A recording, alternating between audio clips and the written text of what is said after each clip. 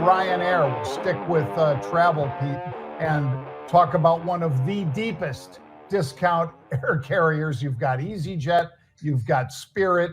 There are a host of these super low fare airlines, but they tend to ding you pretty hard for anything. And apparently their CEO, Michael O'Leary, says that investors are now getting ready to spend and starting to spend more aggressively. In other words, the cutbacks they had were because they, at least in his mind, fares were too high. He brought fares down a bit more revenue came in, and now he's saying he thinks they can start inching their way back up, Pete. What do you think? Yeah, this is an interesting one, but when you look at trip.com and then all of a sudden you look over at the next one, which is, okay, what do these guys do? They're the travel. They're the ones who actually produce all of that. So I think that the CEO is dead on. He did a great job of navigating what was an area where they were concerned about how far were they going to have to cut fares to get people out there.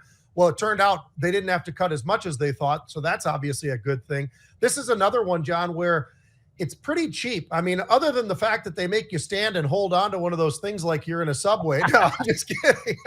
But it is a big discount, like you were saying. But it's stabilized, and I think this is one where it's up, 5% or something like that today. It's long ways from its 52-week highs. I don't expect it to run up to those anytime soon, but I think under the circumstances, this is a really nice what we're seeing here in terms of what they were absolutely able to sell going into the summer season, which sometimes can be really low.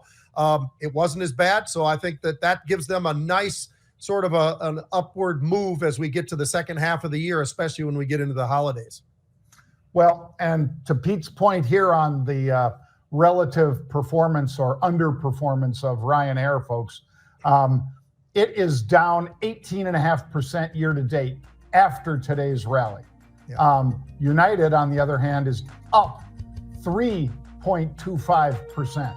So United did much better in the April to June period, Pete, where they booked a lot of people in. These guys had to cut and are still saying that they're going to see about 5% less travel, but not the 10% less that they thought earlier in the year, so earlier in this quarter at least. So at least a bit of good news there. And like I say, the stock's still down pretty hard for the year.